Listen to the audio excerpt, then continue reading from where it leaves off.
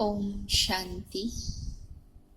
सबसे पहले हम परमात्मा की याद में बैठेंगे।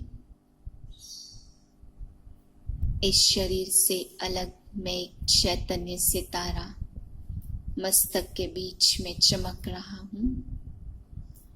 ध्यान से देखें उस सितारे को। चारों ओर से अपना ध्यान हटा लें। मैं ज्योतिर्बिंदु आत्मा मणि के समान चमक रही हूँ। मुझ में से दिव्य प्रकाश निकल निकल कर फैल रहा है और मुझे गहरी शांति का अनुभव हो रहा है। मेरा मन शांत हो गया है, बिल्कुल शांत। इसी शांत चित्त अवस्था में शिव बाबा के महावाक्य सुनती हूँ। 19/9/2020 के महावाक्य हैं। आज बाबा ने बच्चों को याद पर समझाया है कि बच्चे, याद से ही विकर्म विनाश होते, याद से ही आत्मा और शरीर दोनों पावन बनते, याद से ये पांचों तत्व पावन बनेंगे, याद से ही विश्व की बादशाही मिलेगी, याद से ही आपकी पढ़ाई की अवस्था बहुत अच्छी होगी। तो सारा मदार याद पर है। तो बाबा कहते बच्चे, ज्ञान तो हर एक में दिखाई देता है, कितना ज्ञान है, कैसा समझा सकते हैं, पर याद की अवस्था गुप्त है। यह हर एक खुद ही समझ सकते हैं कि हम कितना याद में रहते, क्योंकि योग की अवस्था किसी की भी दिखाई देने वाली नहीं है। यह है अजप अजाप, अंदर ही अंदर बाबा की याद चलती रहे। फिर बाबा ने हम बच्चों को समझाया कि तुम्हें सदा ही बाप का बन के रहना है। अगर बाबा का बन करके हाथ छोड़ देते हैं तो उसका कारण बाबा ने बताया, या तो पूरी रीति बाप को पहचाने नहीं है, अभी माया के ही रंग में रंगे हुए हैं। माया इतना अंधा बना देती है कि उसे पहचान नहीं पाते पूरी रीति कि बाबा कैसा है, कौन है, क्या देने आया है। पूरी तरह से पहचान न होने के कारण चलते चलते हाथ छोड़ देते हैं। या फिर बाबा ने कहा कोई भी बुरी दृष्टि है या कोई भी अंदर में क्रिमिनल पना है तो वो भी बाबा का हाथ छुड़ा करके पुरानी दुनिया में ले जाता है। ऐसे दो कारणों से बाबा का हाथ छोड़ करके चले जाते हैं। मीठे बच्चे, तुम्हारी पढ़ाई का सारा मदार योग पर है। योग से ही आत्मा पवित्र बनती, विकर्म विनाश होते। प्रश्न है, कई बच्चे बाप का बनकर फिर हाथ छोड़ देते, कारण क्या होता?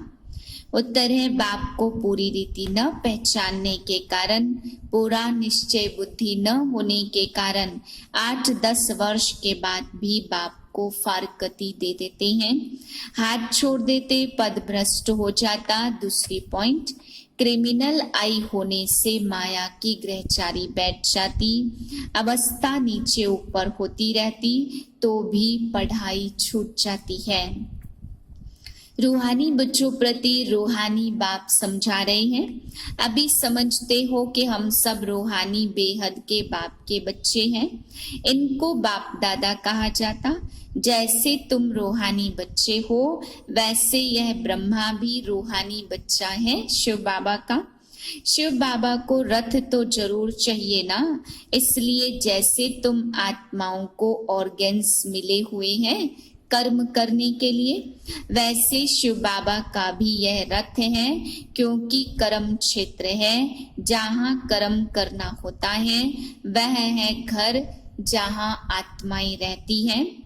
आत्मा ने जाना है हमारा घर शांति धाम है, वहाँ यह खेल नहीं होता, बत्तियां आदि कुछ होती नहीं है, सिर्फ आत्माएं रहती हैं। यहाँ आती हैं पार्ट बजाने। तुम्हारी बुद्धि में है यह बेहद का ड्रामा है। जो एक्टर्स हैं उन्हों की एक्ट शुरू से लेकर अंत तक तुम बच्चे नंबरवार पुरुषार्थ अनुसार जानते हो। यहाँ कोई साधु संत आदि नहीं समझाते हैं, यहाँ तो बेहद का बाप कहते बच्चे पवित्र बनकर वापस जरूर जाना है। हर एक अपने आप से पूछे हम कितना याद में रहते हैं। यहाँ तो आत्मा को अपने बाप को याद करना है ना। तुम जानते हो हम बाप को याद करते करते सुख धाम शांति धाम में चले जाएंगे। ऐसे नहीं कि ड्रामा से मुक्त हो जाएंगे। मुक्ति का अर्थ है दुख धाम से मुक्त होकर शांति और सुख धाम में आ जाएंगे। पवित्र जो बनते हैं वह सुख भोगते हैं। अपवित्र मनुष्य उन्हों की खिदमत करते हैं। पवित्र की महिमा होती है, इसमें ही मेहनत है। आंखें बड़ा धोखा देती है, गिर पड़ते हैं। नीचे ऊपर तो सबको होना पड़ता है ना। ग्रहचारी सबको लगती है। भल बाबा कहते बच्चे भी समझा सकते हैं। फिर कहते हैं माता गुरु चाहिए, क्योंकि अब माता गुरु का सिस्टम चलता। आगे पिताओं का था, अभी पहले पहले कलश माताओं को मिलता है। मेजोरिटी माताओं की है। अर्थ भी बाप समझाते हैं। वह सब है आर्टिफिशियल राखी, यह है पावन बनाने वाली राखी। प्रतिज्ञा भी कराते, जैसे सिख लोगों को कंगन निशानी होती है, परंतु पवित्र तो बनते नहीं है। पतित को पावन बनाने वाला सर्व का सदगति दाता एक है। आत्मा को कोई नाखों से देख नहीं सकते। कहते हैं भ्रुकुटी के बीच चमकता है अजब सितारा। न आत्मा को न परमात्मा को देख सकते हैं। ऋषि मुनि आदि सब नीति नेति करते गए। अभी आगे तुम भी जानते नहीं थे, अभी तुम कहेंगे हाँ हम जानते हैं। अब हम आस्तिक हो गए हैं। अब बाप ने समझाया, परमपिता परमात्मा बाप ने आस्तिक बनाया है। कृष्ण का चित्र है, देखा जाता है। शिव को देख नहीं सकते। कृष्ण सतयुग का प्रिंस है। कंस को असुर कहा जाता, फिर यह सतयुग में कैसे हो सकता। इस समय सारी आसुरी संप्रदाय एक दो को मारते काटते रहते। दैवी दुनिया थी, यह भूल गई हैं। ईश्वरी दैवी दुनिया ईश्वर ने स्थापन की, यह भी तुम्हारी बुद्धि में है। नंबरवार पुरुषार्थ अनुसार अभी तुम हो ईश्वरी परिवार, फिर वहां होंगे दैवी परिवार। इस समय ईश्वर तुमको लायक बना रहे हैं स्वर्ग का देवी देवता बनाने। बाप पढ़ा रहे हैं, इस संगम को कोई नहीं जानते। कोई भी शास्त्र में इस संगम युग की बात ही नहीं है। सतयुग में ऐसा कोई वातावरण होता नहीं है, वह है ही शिष्टाचारी दुनिया। यहाँ भ्रष्टाचारी वातावरण है। उन्हों के चित्र भी हैं, बरोबर वह शिष्टाचारी दुनिया के मालिक थे। भारत में राजाएं होकर गए हैं जो पूजे जाते हैं। पूज्य पवित्र थे जो फिर पुजारी बने। ऐसे बाप का जन्म यहाँ ही गाया जाता। शिव जयंती है ना, परंतु मनुष्यों को कुछ भी पता नहीं कि उनका जन्म भारत में ही होता। आजकल तो शिव जयंती की हॉलीडे भी नहीं करते। जयंती मनाओ न मनाओ तुम्हारी मर्जी, ऑफिशियल हॉलीडे नहीं है। जो शिव जयंती को नहीं मानते वह अपने काम पर चले जाते हैं। बहुत धर्म है ना, सतयुग में ऐसी बातें होती नहीं है। यहाँ जो तुम सब जानते हो यह पास्ट हो गया है। सतयुग में तुम होंगे, वहां किस पास्ट को याद करेंगे। पास्ट तो हुआ कलयुग, उसकी हिस्ट्री ज्योग्राफी सुनने से वहां फायदा ही क्या। यहाँ तुम जानते हो हम बाबा के पास बैठे हैं। बाप आए हैं सबकी सदगति करने। सदैव पावन कोई रह नहीं सकते। सतो प्रधान सतो रजो तमो होते हैं। वह लोग तो कह देते सब ईश्वर के रूप हैं। ईश्वर ने अपने अनेक रूप धरे हैं। खेल पाल करने के लिए हिसाब किताब कुछ नहीं जानते, ना खेल पाल करने वाले को जानते। बाप ही बैठकर हिस्ट्री ज्योग्राफी समझाते। खेल में हर एक का पार्ट अलग अलग है, सबका पोजीशन अलग है। जो जैसा पोजीशन वाला होता उनकी महिमा होती है। यह सब बातें बाप बैठ संगम पर ही समझाते। सतयुग में फिर सतयुग का पाठ चलेगा, वहां यह बातें होती नहीं है। तुम्हारा नाम ही है स्वदर्शन चक्रधारी।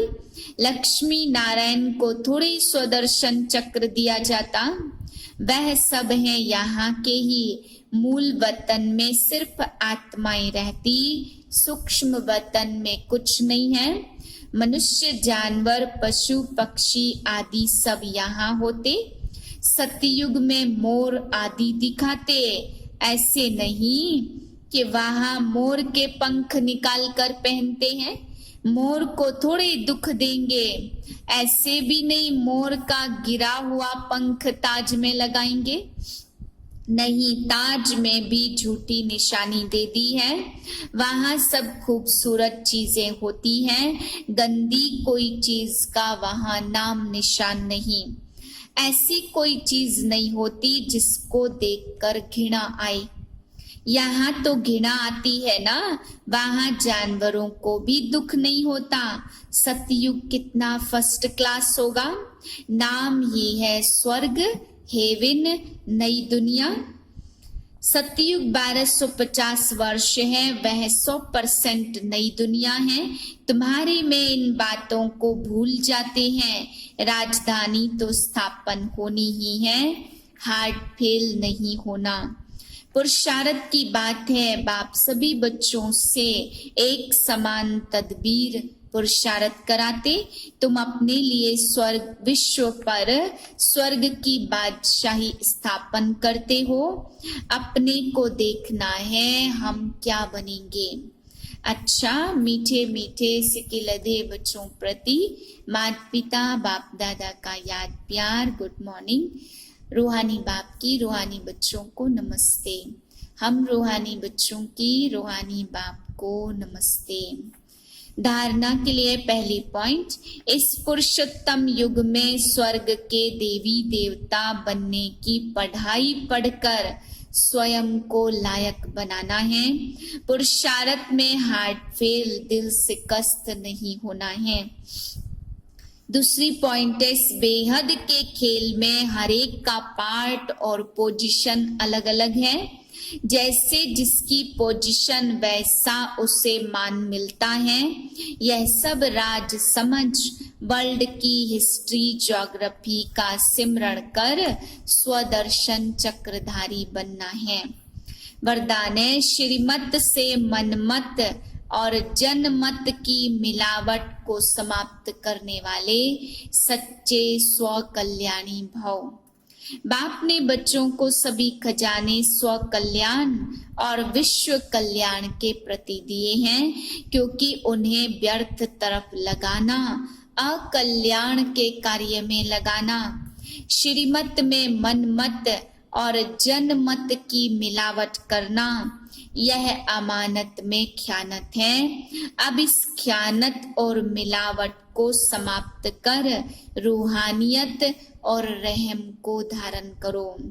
अपने ऊपर और सर्व के ऊपर रहम कर स्व कल्याणी बनो। स्व को देखो, बाप को देखो, औरों को नहीं देखो। स्लोगन है, सदा हर्षित वही रह सकते हैं जो कभी भी आकर्षित नहीं होते हैं। ओम शांति।